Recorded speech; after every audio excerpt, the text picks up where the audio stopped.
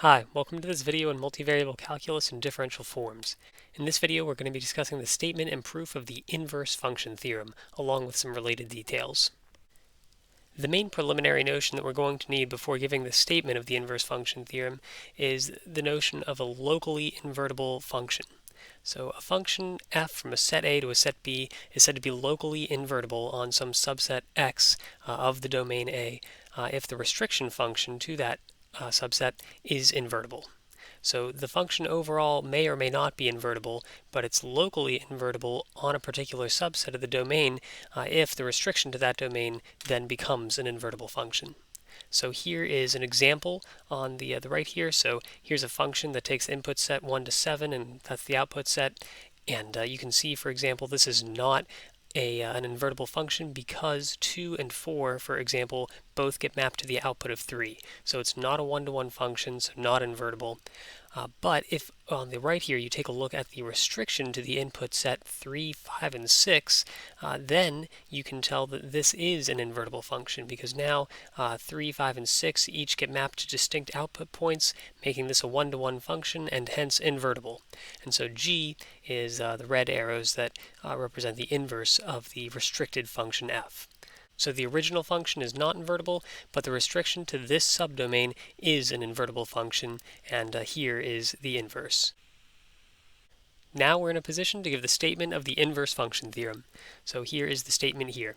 We're going to be supposing that we have a function f from a set u to Rn, which is C1, and it's not explicitly notated here, but u is going to be a subset of Rn, which is open. So we'll just notate it like that. So u is an open subset of Rn, and again, the output set is also Rn. So that's our function. And it's C1, in other words, it's continuously differentiable in the sense that the partial derivatives of the function f all exist and they're continuous. And then we're also saying that the total derivative of the function at some point x bar is invertible. So this is for some point x bar in the domain.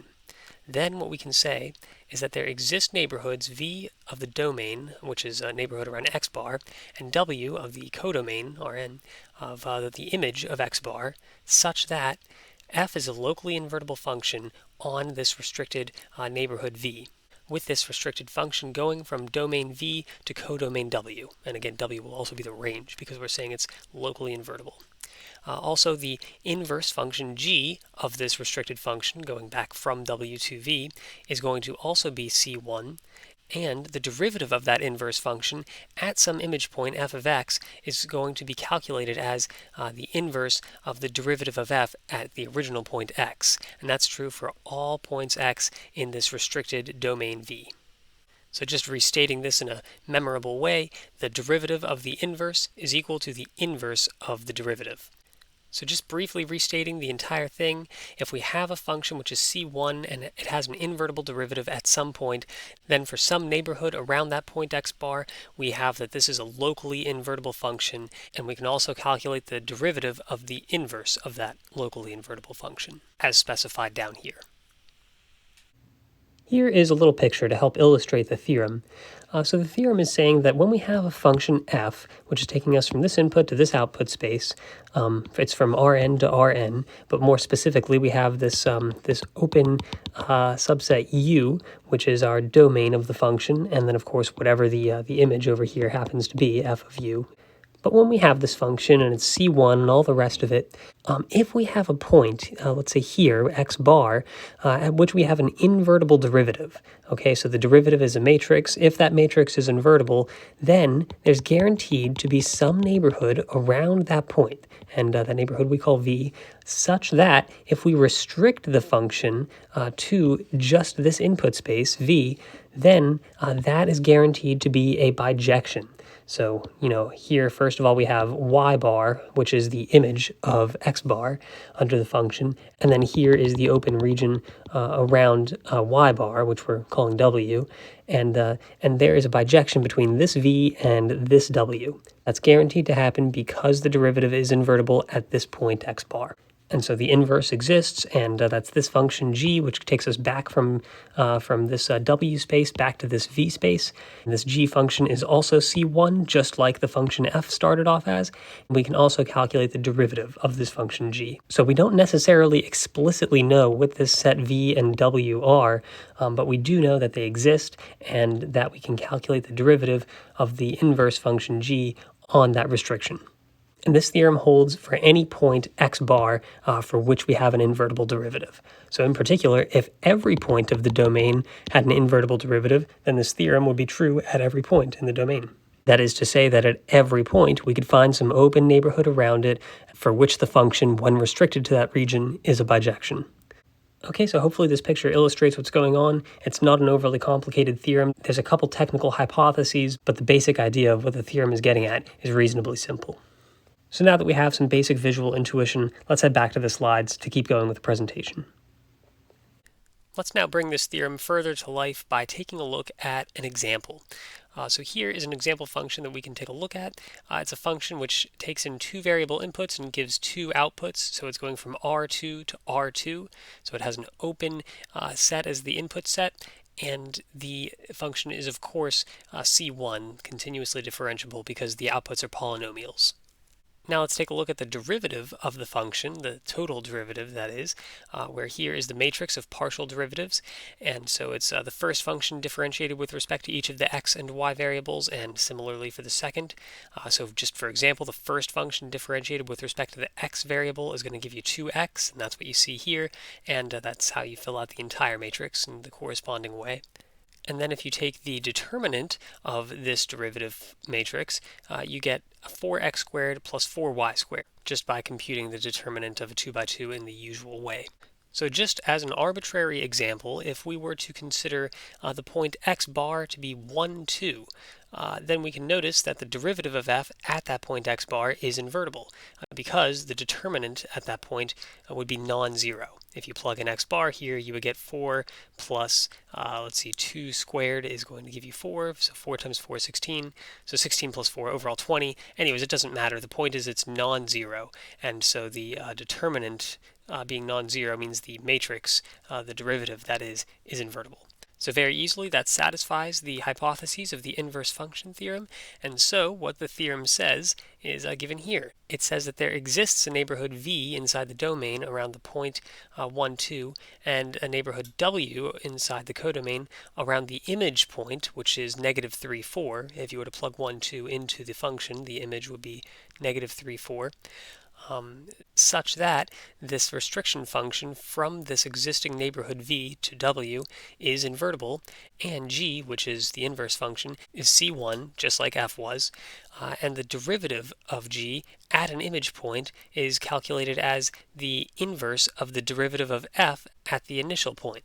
And so for this example, we've calculated what the derivative of f at xy is. It's this matrix here. So you take the inverse of it, and that is just calculated as you can see here. And so this derivative is explicitly calculated, which will serve as a linear approximation of the function g, since we don't actually explicitly know what the function g is. We only know that it exists. Now in this example, we just arbitrarily chose x bar to be the point 1, 2. In fact, we could have arrived at the same conclusions if we would have taken any x bar point which was not the origin. In fact, the origin is the only point for which we would not have an invertible derivative in this example. As you can see by this determinant formula, if we considered the origin, we would have x and y both equal 0, and so we would have that this entire quantity is 0, which would not give us an invertible matrix.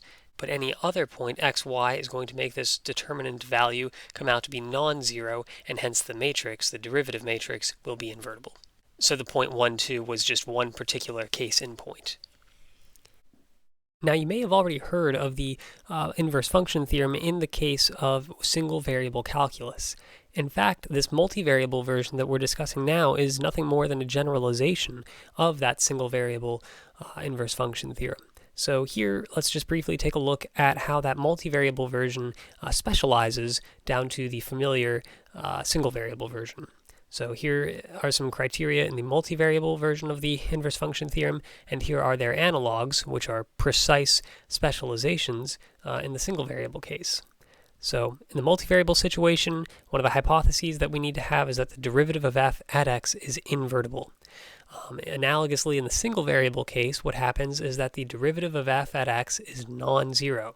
And if you think about what's going on in the single variable case, the derivative here is a number. And a number is nothing more than a 1 by 1 matrix. So to say that a number is non-zero, that's exactly the criteria for that 1 by 1 matrix to be invertible. And so that's why we have this natural generalization here. So more generally, rather than a number being non-zero, what we have is a matrix being invertible. And then also in the multivariable setting, we have this formula for computing the derivative of the inverse function. So the derivative of g at an image point f of x is the inverse of the derivative of f at the initial point x. And then analogously, in the single variable setting, what we have is the derivative of the inverse function g at an image point f of x is 1 over f prime of x. And again, thinking about what f prime of x is as a 1 by 1 matrix, the inverse of it is simply the 1 by 1 matrix which contains the number 1 over f prime of x. And so analogously, here we're assuming we have invertibility of the matrix, and when we take the derivative, what we do is we take the inverse of the initial derivative, just as we do here in the single variable setting, but now it's for a matrix in general, not just for a 1 by 1 matrix, or in other words, a number. So anyways, all this is just so you can see how the single variable version naturally generalizes to this multivariable version. So finally, we're going to get into the proof of the inverse function theorem. Now, before we dive into the precise details, we're going to start with some preliminaries and assumptions. Now, our goal, keep in mind, is roughly speaking, if these are our hypotheses that we have a C1 function f with an invertible derivative, what we want to do is find a C1 local inverse g, which satisfies this formula here. So those are the conclusions we want to be able to draw. And that's what we'll prove in the proof.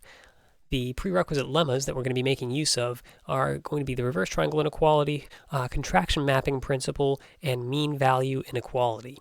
Now, for all three of these things, we're going to make use of them. If you haven't seen them before, you can see the supplemental video on this video, which will go through each of these statements, these theorems, and their proofs in detail. And the assumptions that we're going to be making, this is going to be important. This is that x bar and the image of x bar are both 0. In other words, they're both the origin. And the derivative of f at 0, which is now x bar, keep in mind, is the identity matrix. Now, what we said is that the derivative of f at x bar is invertible. But we're saying something more. So first of all, we're saying that that x bar point is the origin, and we're saying that the derivative at that point is the identity matrix. We can do these things because, without loss of generality, we can translate x bar and f of x bar to 0. So if you just think about how to translate a function, that's not going to affect any of the assumptions. So our assumptions are that we have a continuously differentiable function which is invertible at some point, and performing a translation isn't going to affect any of those assumptions.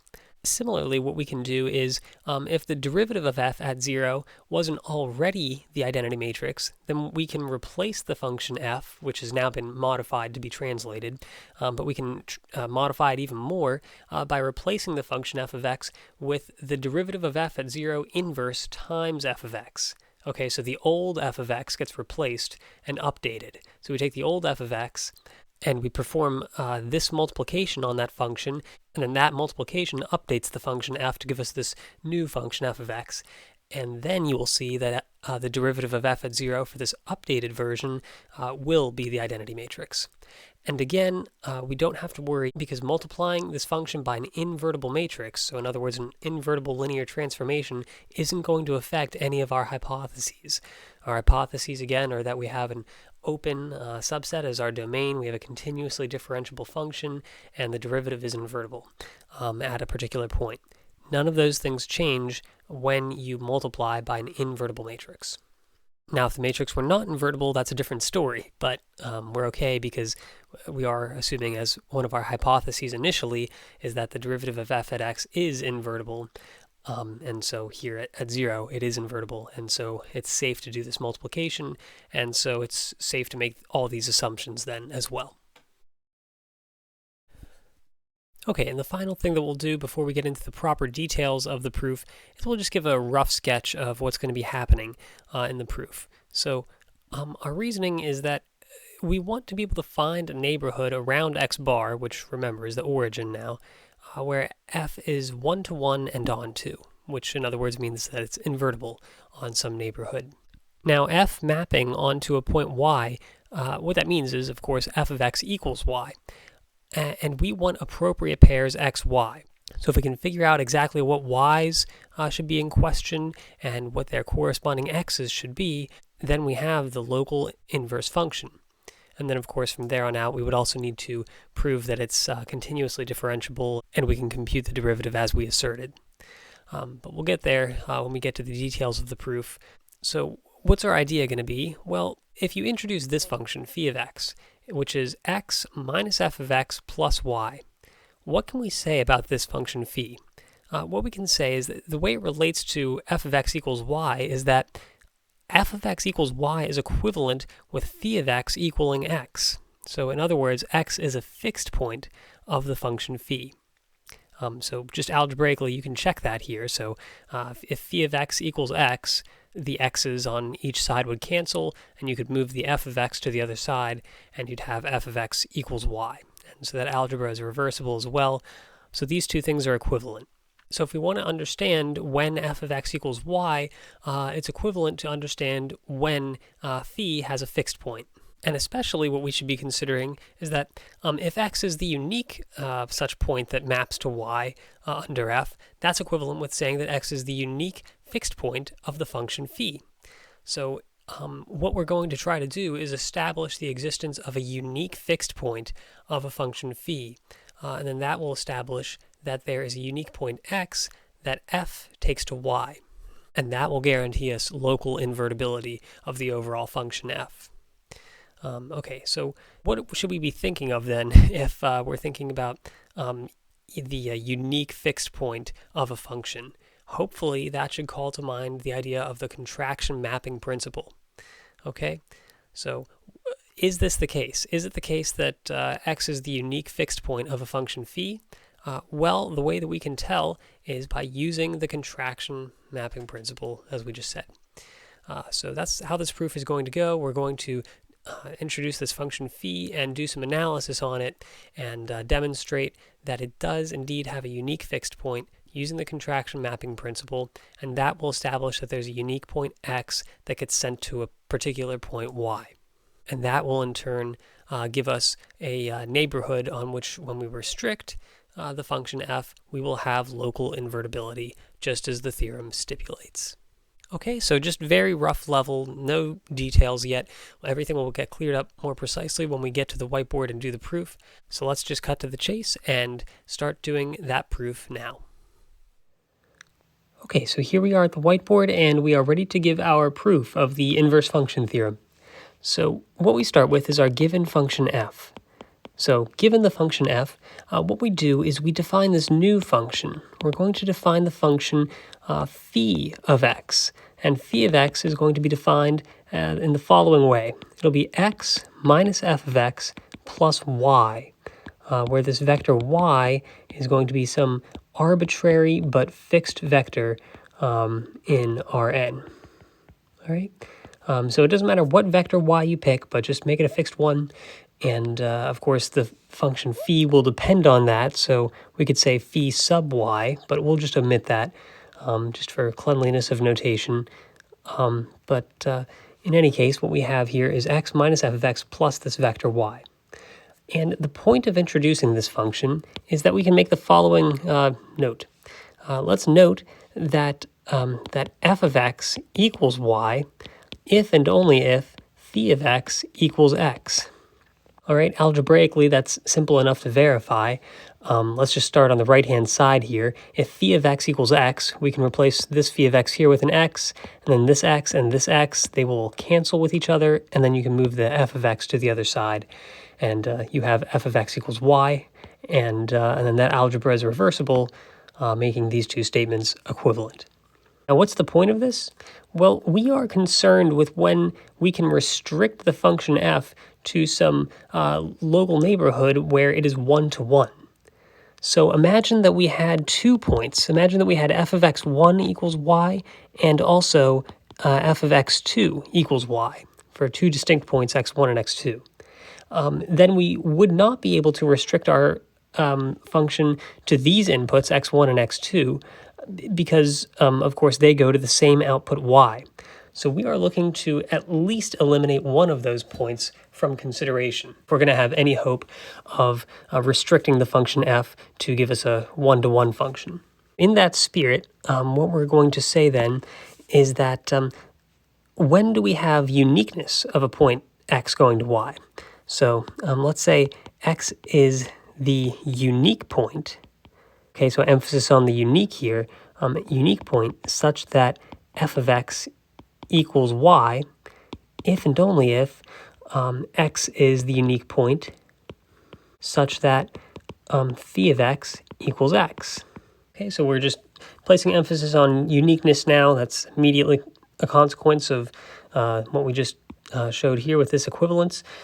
And so if we're looking to restrict our function f to points such that there's only one point x getting mapped to y, then what we are equivalently looking for is points x that are the unique point satisfying this phi of x equals x relation. Okay, so we can ask this question. We can ask, when does phi of x have a unique fixed point? All right, and just again to be explicit about this, by fixed point, what we mean is exactly this, when we have a point x such that phi of x equals x.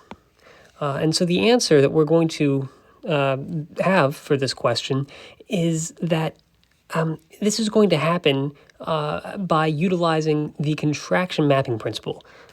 So let's say, so this is the question, so question and answer. This is when phi is a contraction mapping. And then in parentheses, we'll just add on the extra condition that we need, which is that from a closed set x to itself. Okay? And that's because these are exactly the hypotheses of the contraction mapping principle. The contraction mapping principle says that when we have a contraction mapping from a closed set to itself, then that means that there is a unique fixed point of that function. So then this motivates our new goal that we have. And so we're going to make a claim. We're going to claim the following, and we'll make it claim 1, I guess. Claim 1 is that phi is indeed a contraction mapping from some closed set x to itself. And really, we could break this up a little more if we're being careful. This first part, phi is a contraction mapping. Maybe we can index that with an I, and from some closed set x to itself, maybe that's 2i. All right, so let's give a proof of this. So proof, and let's just put here of 1i. All right, and then we'll, of course, do 1, 2i after that. But anyways, what does it mean for phi to be a contraction mapping?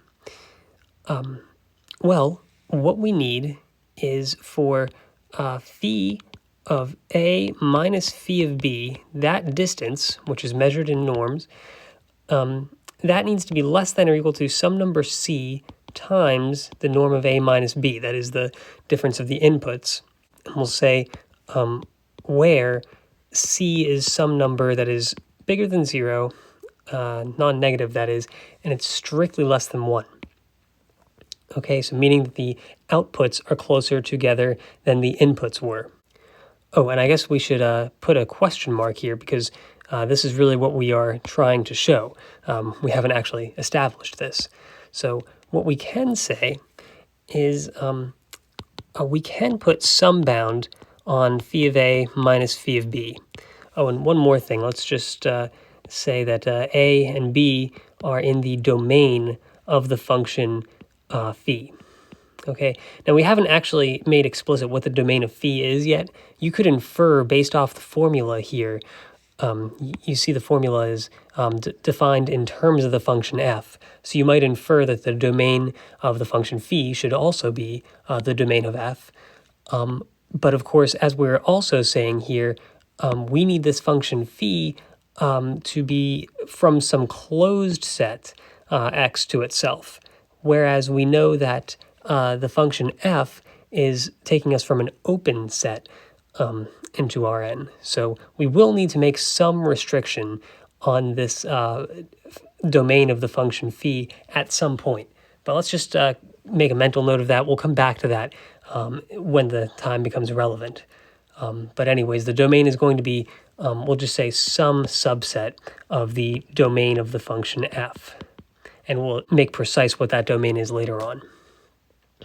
Anyways, coming back to where we are here, phi of a minus phi of b, this is going to be less than or equal to, we can say by the mean value inequality, this is less than or equal to the maximum of the norm of the derivative of phi of x, where x runs between the line segment between a and b, that number times the difference a minus b. All right, so it's good to be considering this because obviously this has the correct format. If we want something to be of the format some number c times norm of a minus b, well, we've already got that. We've already got some number c times norm of a minus b. All we need to do is just make sure that this number here is a number that satisfies this. It's some number non-negative and strictly less than 1. So just to be clear about what this number is you take the derivative of phi and then you vary the you take the norm of that, and then you vary the input over the line segment between the points a and b. And as you vary that, whichever value of x gives you the maximum value of this norm, then that's the value that this quantity takes on here. That's the maximum. Okay, so hopefully that's understood by the notation there. Anyways, that's what the mean value inequality tells us is true. So now we just need to understand what the norm of the derivative of phi of x is. So what is the derivative of phi of x? Well, if we just go back to the formula again, if we remember what this is, it's phi of x is x minus f of x plus y. So the derivative of phi of x is going to be identity matrix minus the derivative of f of x. And we can also say plus 0 because going back to the top again, y here is a fixed vector, so it's a constant with respect to x. So we have this 0 down here corresponding to y, but we can just get rid of that. So we have identity minus the derivative of f of x. So therefore, the norm of the derivative of phi of x is going to be equal to the norm of the derivative of f of x minus the identity matrix. Now, we're allowed to reverse these two things about the minus sign because we're inside norms now.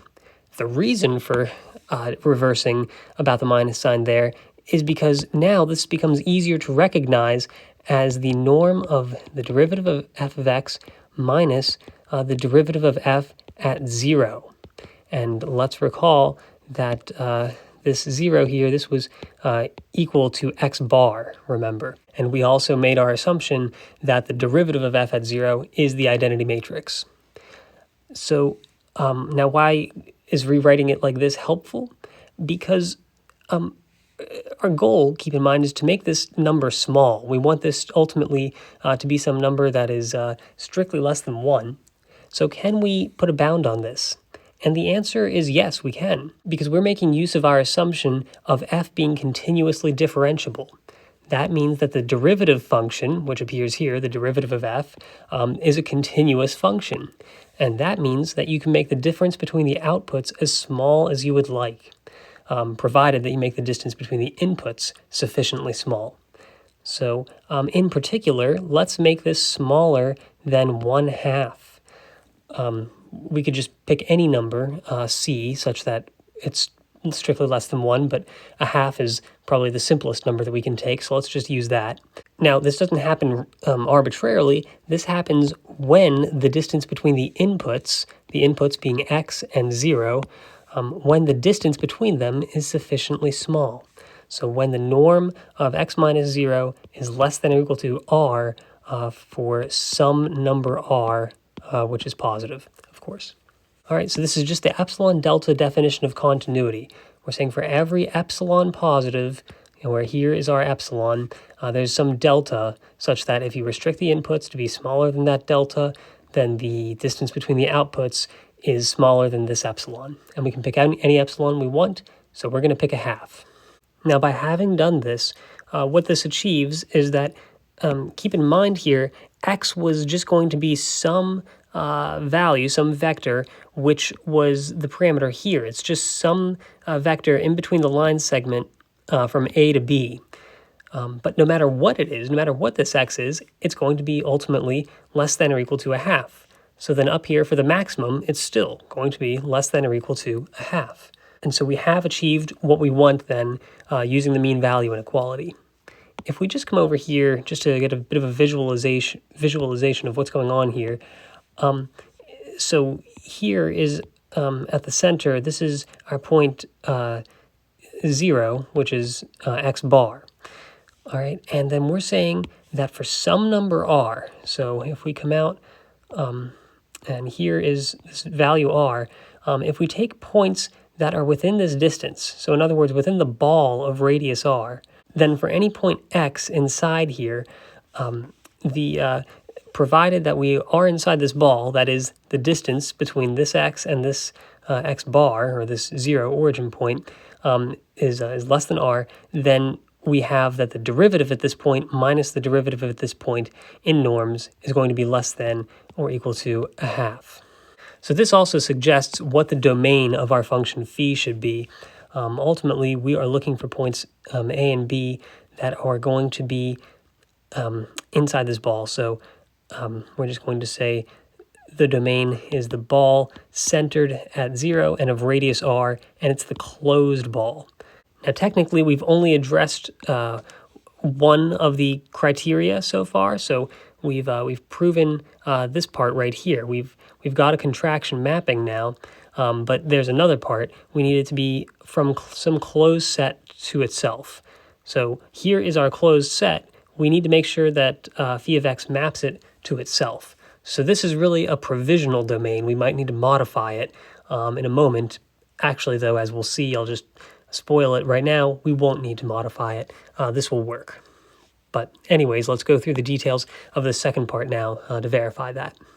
So again, at the moment, we have that the norm of phi of A minus phi of B is less than or equal to 1/2 up here. So we can actually just take this number, and this is going to be 1/2 times the norm of A minus B. And so now we want to make sure that this phi maps the closed set x to itself. So now this will be proof of 1 part 2. And the proof here, so let's just say we want to show that phi maps the closed ball, so B bar from 0 and r, to the closed ball again, centered at 0 and of radius r. So it is equivalent to show that the norm of x being less than or equal to r implies that the norm of phi of x is also less than or equal to r. So this is what we are actually going to show. So let's assume that the norm of x is less than or equal to r. Well, now how are we going to put a bound on the norm of phi of x? what we have is the norm of phi of x. This we can say this is equal to, by definition, the norm of x minus f of x plus y. And we can use the triangle inequality just as a basic starter here. This is less than or equal to x minus f of x in norms. And then separately, we add the norm of y. All right, so that's just triangle inequality. And now, if we are just a bit clever, we can recognize this value here, norm of x minus f of x. This is actually equal to the norm of phi of x minus phi of 0. Okay, if we just think about what this is x minus f of x plus y minus 0 minus f of 0 plus y. So what happens is the y here and here cancel, and then we have x minus f of x, and then the 0 and the f of 0 are both equal to 0, so they vanish, and we're just left with x minus f of x, which is, of course, what we have here. So these two things are equal to each other, and then we still add on norm of y. And what we've already established is that provided that our points, our input points of our function phi here, provided they're inside the ball of radius r, then we can establish a bound here. And indeed, our points x and 0 are inside the ball of radius r, because that's our assumption on x. We're assuming the norm of x is less than or equal to r.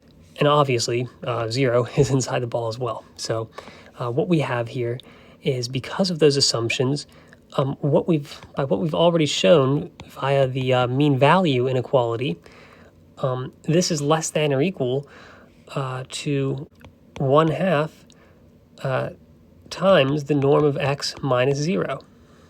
And then we'll just add on the norm of y again, and we can just rewrite this one more time. This is 1/2 times the norm of x plus the norm of y, and again, we're assuming norm of x is less than or equal to r, so this equals 1/2 times r.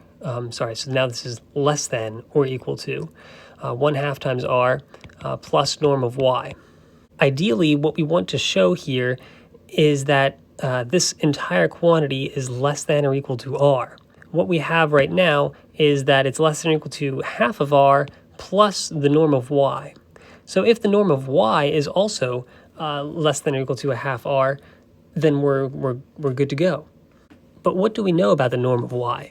Well, as of right now, nothing. We don't know anything about the vector y, because if we come back to the top here, what we did is we picked the vector y such that it was arbitrary, fixed but arbitrary. So now we are going to put a constraint on this vector y. We are going to ensure that the norm of y is strictly less than half of r. And yes, we are going to insist on the strict inequality here, not just less than or equal to, for reasons that will become clear in a moment. So again, we were allowed to pick any vector y that we wanted. Now we're just saying you can still pick any vector y that you want, just as long as you pick it such that the norm of y is obeying this inequality here.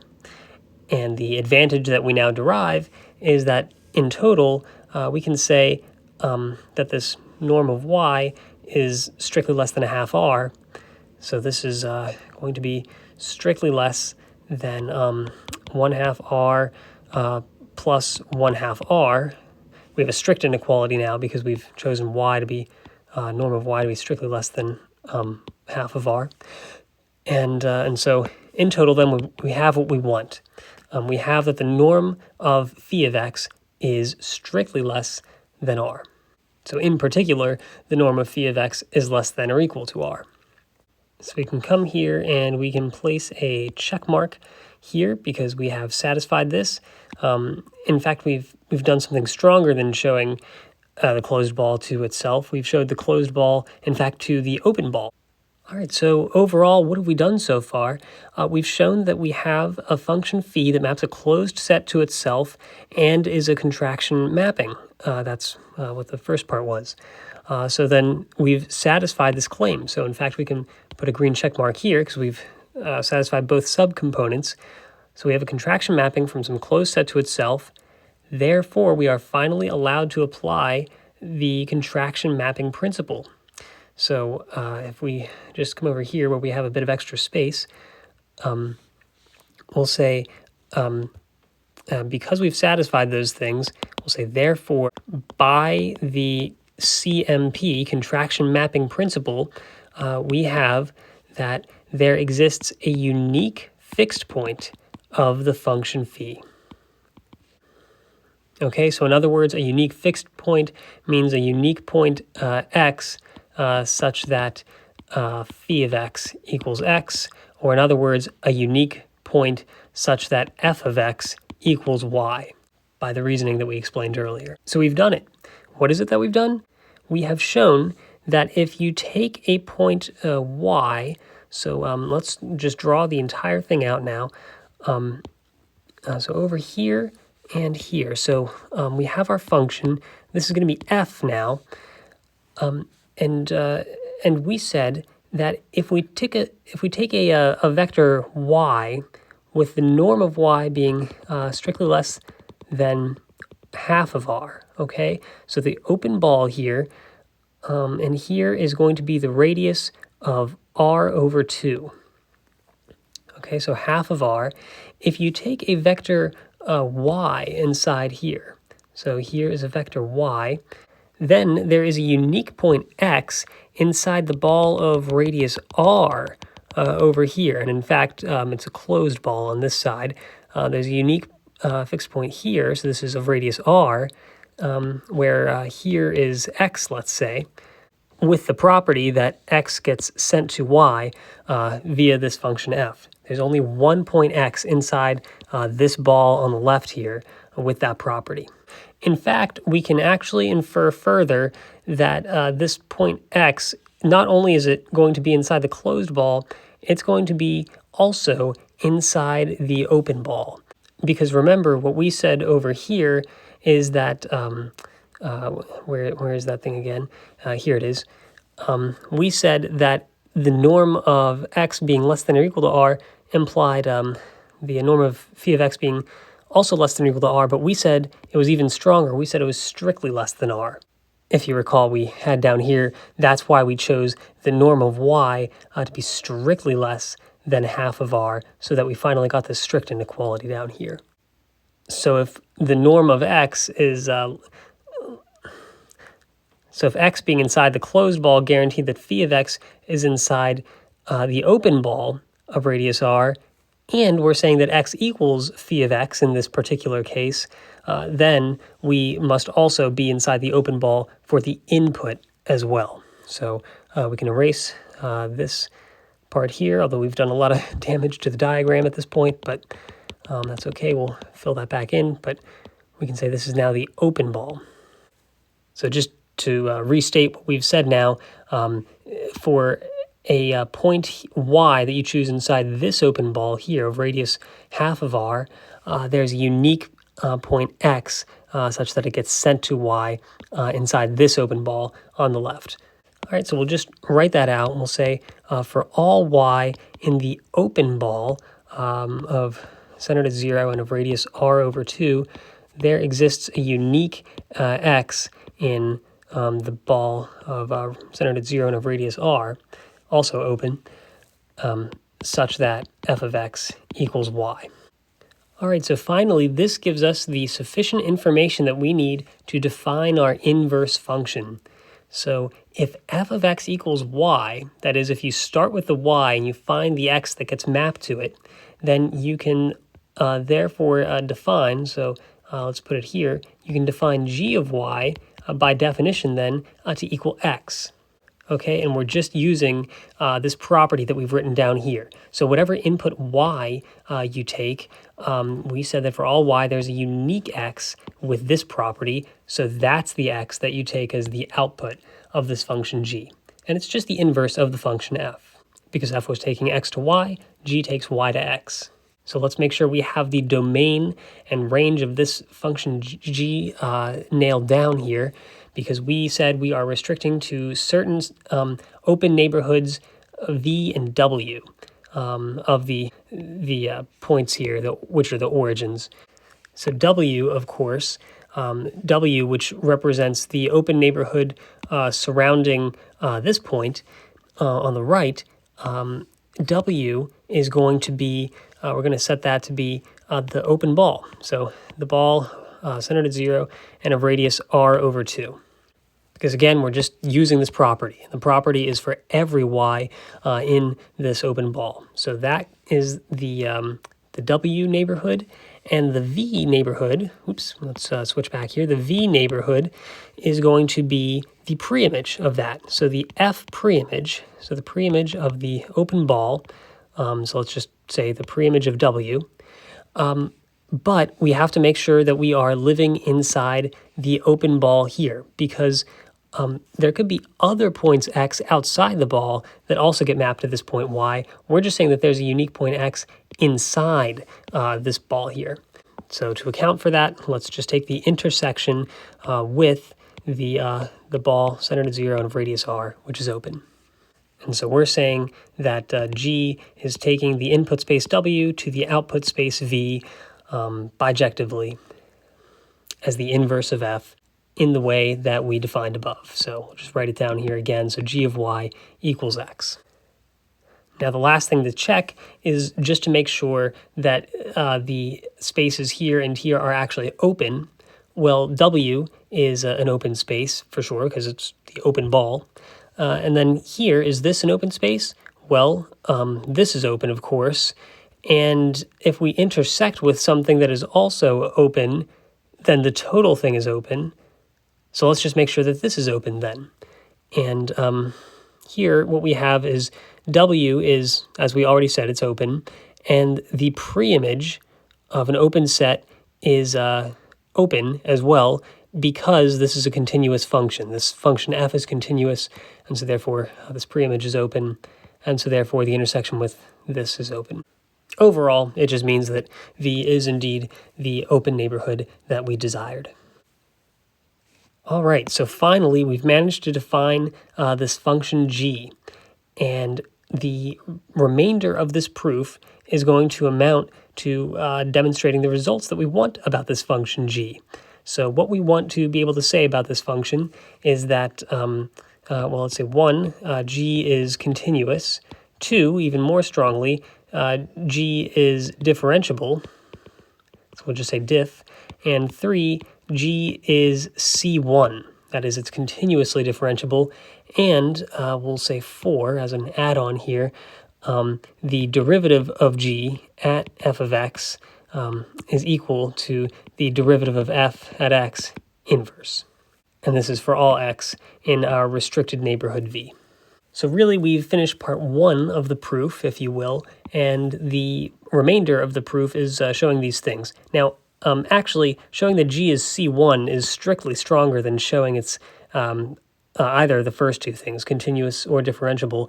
But the way that the proof is going to go is we're going to start by showing that g is continuous. That will help us show that g is differentiable, and that will help us show that g is C1. So in fact, we will need to prove all these things in sequential order here, and you'll kind of see that this will come along for free, more or less.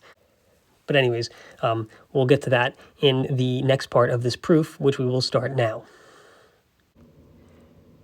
All right, so now that we know which properties of G that we want to establish, let's get to it. So we will start with the first property, showing that G is a continuous function. All right, so to that end, what we're going to do, so let's just put here G continuous in a box. This is what we're trying to show. How we're going to achieve that is essentially by reducing what we know about G to things that we know about F. So we're just going to establish a bound here. We can say that the norm of f of x1 minus f of x2, and then we'll put that in parentheses, minus x1 minus x2, that in norms, we can say that, first of all, this is equal to the norm of phi of x2 minus phi of x1. You have to be careful about the order of subtraction there. Anyways, the reason for stating this is because we can utilize the bound that we've already established, which is by the mean value inequality. This is less than or equal to 1/2 times the norm of the difference of the inputs, which is x2 minus x1, or we could say x1 minus x2, since again we can reverse about the minus sign since we're inside norms here. So that's one bound that's true. But on the other hand, we can also establish the following bound. So this is greater than or equal to by the reverse triangle inequality. This is greater than or equal to the absolute value of the difference of norms. So the norm of f of x1 minus f of x2 in norms, and then minus the norm of x1 minus x2. And that's all in absolute values. So if we just read through this, what we have is this quantity here is less than or equal to this quantity over here. And we can rewrite this, now without the absolute values, as minus 1/2 x1 minus x2 in norms, less than or equal to norm of f of x1 minus f of x2, minus norm of x1 minus x2, and then that is less than or equal to positive 1/2 times norm of x1 minus x2. Now, we're not actually going to pay too much attention to this inequality. The one that we actually care about here will be this one. Notice that if we were to take this minus x1 minus x2 norm and move it to the other side, what we would have is plus 1/2 times norm x1 minus x2 is less than or equal to norm of f of x1 minus f of x2. Now we're currently writing things in terms of f. Let's transform these into statements about g. So if we say that y1 equals f of x1 and y2 equals f of x2, and here let's just, everything is going to be in the appropriate open neighborhoods now. Okay, so x1, x2, these are points that are in V, and y1, y2 are going to be in W. So everything that we're talking about now in terms of G is necessarily going to be taking place in these restricted open neighborhoods. So that's just assumed from here on out. Anyways, by having done this, we can rewrite this statement here. What we can say is this is 1/2 times the norm of x1. Well, that's the same thing as g of y1, and x2 is g of y2, just using the fact that g is the inverse of f. And this is less than or equal to the norm of f of x1 is y1 and y2. And so then just one last step, just multiplying the half over, we have the norm of g of y1 minus g of y2 is less than or equal to 2 times the norm of y1 minus y2. And what we have here is we have that the distance between the outputs of g is less than or equal to a constant times the distance between the inputs of g. And that establishes continuity because in particular what this means, this implies that g is so-called Lipschitz continuous. So we'll just qualify here with the Lipschitz continuous. All right, so just by definition, what that means is that the inputs, the distance between the outputs is at most a constant times the distance between the inputs, independent of which inputs you've chosen. So that's being Lipschitz continuous, which is strictly stronger than being continuous. So in particular, this means that G is continuous, which is CTS. All right, so we can put a green check mark here because we have satisfied the first thing that we wanted to show. We wanted to show that G was continuous, and we have done that using some information that we already had about the function f. The next thing that we want to show is differentiability. So now we're going to do the next part, G diff, we can say, and maybe we'll just separate this by a bit of a wavy line here, just to keep ourselves mentally organized. So what does it mean for G to be differentiable in the multivariable setting? Well, we can write it in analogous fashion as to the single variable setting. what it means is that the limit as k goes to 0, let's say, of g of y plus k minus g of y divided by the norm of k. You can no longer divide by k itself since k is a vector, but you can still divide by the norm. As long as this equals the sum matrix, let's just call the matrix A, sum matrix A times the unit vector in the direction of k, which of course is k divided by norm k. And we can also rewrite this in a more standard way. We can just move this right-hand side to the other side over here. So we can write the limit as k goes to 0 of g of y plus k minus g of y minus matrix A times vector k, all divided by norm k, equals 0. So what we're saying is that if there exists a matrix A which satisfies this limit in this way, then we say that the function g is differentiable at the point y, and the matrix A is the derivative. So what we're hoping for then is that not only does such a matrix A exist, but we are also hoping that we can predict exactly which matrix this is going to be. So let's just put an arrow here. So we'll just say we hope that the matrix A is going to be the derivative of f at x inverse. Again, we don't even know that any matrix A exists, but we're hoping two things. One, that it exists at all, and two, that it's exactly this. So what we're going to do is we are just going to rewrite this limit here. So we'll just, we can just rewrite it one more time. So limit as k goes to 0 minus now the derivative of f at x inverse times k, all divided by norm k, equals 0. So let's just put a question mark here because we are going to compute this limit and see if it actually does equal 0. And if it does, then we have our derivative, and specifically the derivative is going to be the inverse matrix here. Now, before we really get going in computing this limit, let's make sure we have everything precisely laid out. In particular, let's not gloss over the fact that g of y, of course, this is defined, but what about g of y plus k? K is going to be some parameter which we're taking as it's the limiting vector here. Can we plug in y plus k into g? Because we need y plus k to be in the input space. In other words, what we want is for y plus k to be in w. Can that happen? Well, the answer is yes, because what's going on here is, if we recall what w is, it's this open ball centered about the origin, and because it's open, and let's just say here's y, for example, because it's open, then what we have is that there is guaranteed to be an open ball surrounding this point y, which is completely contained in the overall open ball w. That's just what it means to be an open set.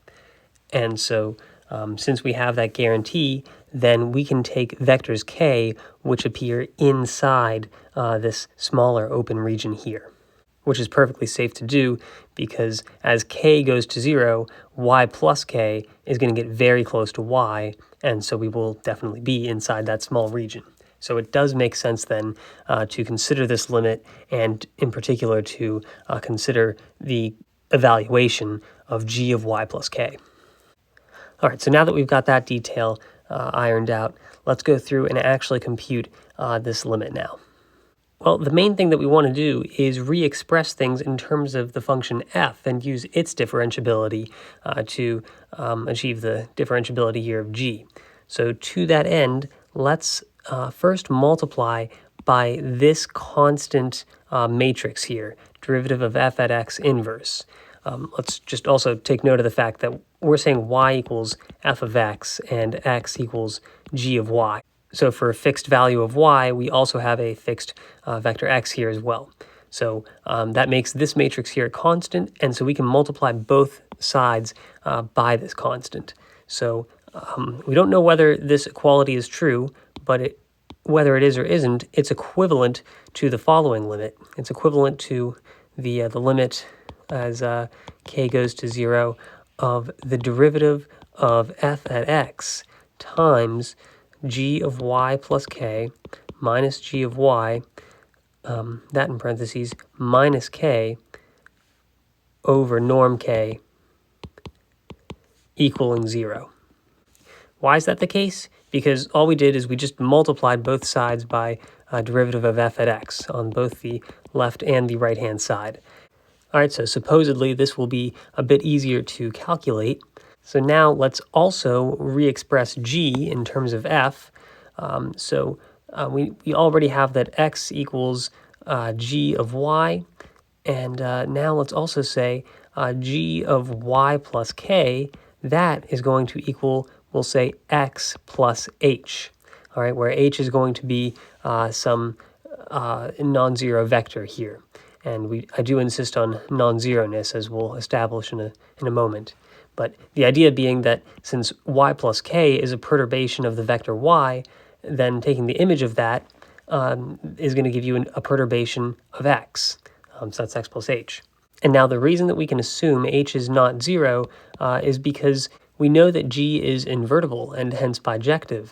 And so if y plus k is not equal to y, then x plus h can't be equal to x. Otherwise, we would violate the one-to-oneness of the function g. All right, so with that bit of rewriting, we can re-express this again now as a limit as k goes to 0 of the derivative of f at x multiplied now by, well, this g of y plus k, this becomes x plus h, and this g of y becomes x. So the difference between those two things is just h.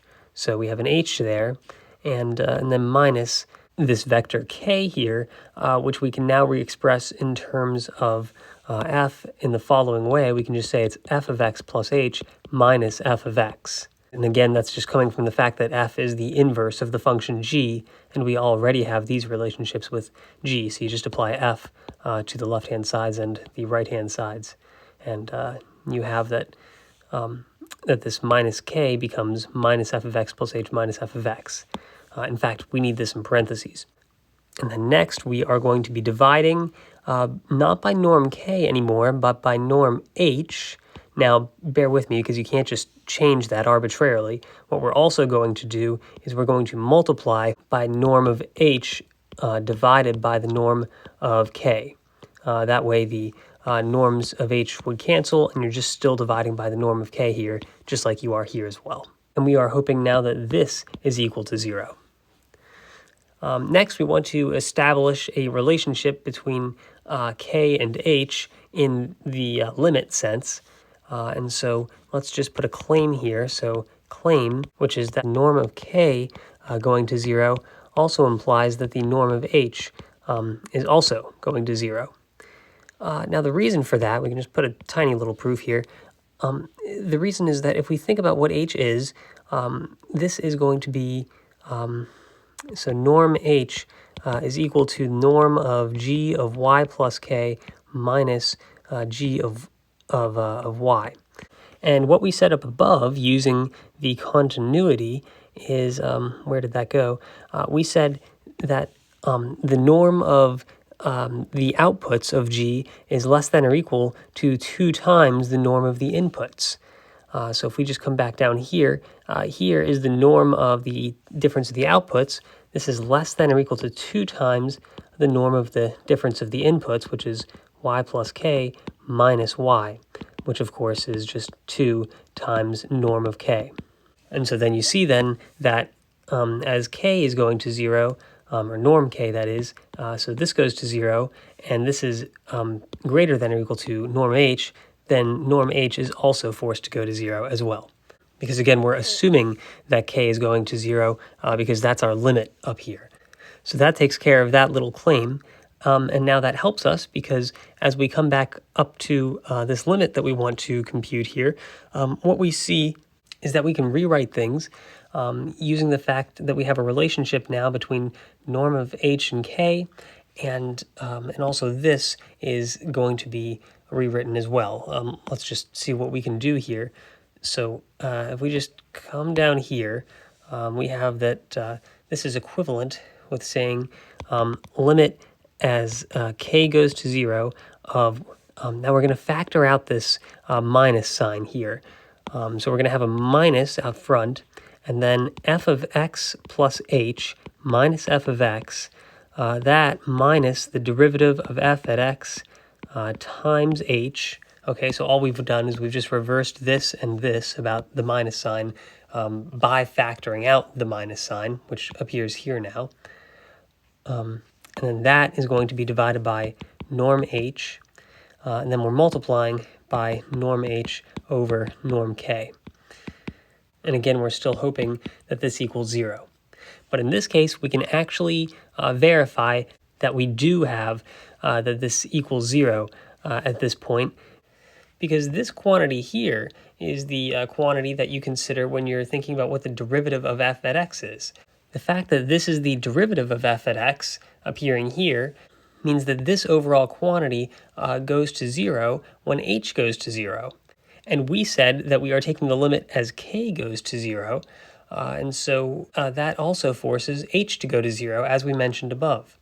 So therefore, this quantity does go to 0 as k goes to 0. And so then the minus sign outside, you notice, makes no difference then, since it's going to 0. And then this part here, this is going to be bounded above by 2, by what we said up right here. Norm of h is less than or equal to 2 times the norm of k. So that establishes that this is bounded by a constant, this is going to 0, so we have effectively 0 times a constant, which is basically 2. And so this equality here then is justified, and we've successfully calculated a limit which is equivalent to the limit that we wanted to calculate in the first place. And so since we did get 0 at the very end, then that means that this limit up here is also going to be 0, and so maybe we can just put a check mark here as well over that question mark, because it does equal 0 now, and that means that g is differentiable and this is the derivative. All right, so if we just go back down to the bottom here, if you recall, on the left side of this little partition here, we wanted to show continuity, differentiability, C1-ness, and this particular calculation for the derivative. And so we've already done 1, 2, and 4, and it just remains to show that g is a C1 function. In other words, we want to show that the derivative of g is continuous. But in fact, by what we've already done, we are basically there. So let's just come over to here where we have a bit more blank space that we can work with. And let's just remember what we've established at this point, which is that the derivative of g at y equals the derivative of f at x inverse, where y equals f of x. So why does this show that the derivative of g is a continuous function? What happens is if we start with y, what we can do to achieve the derivative of g is just say, well, derivative of g at y. Okay, obviously. But the significance here is that we can also go by root of something else. We can see that the derivative of f at x inverse is the derivative of f at g of y inverse. And so we can also take this route. We can say y, from y we get g of y. From g of y we get, we can apply the derivative of f at this point, g of y. And then from there, we can apply the inverse, so derivative of f at g of y inverse. Hopefully that shows up, that minus 1 there. And the point is that these two things are equal to each other. That's just what we're saying up above here with this equality. Okay, so if you just read this as a composition of functions, traveling down this side, what we have is the function derivative of g. Traveling down this side, we first apply g, then we apply derivative of f, and then we apply the inverse at the end.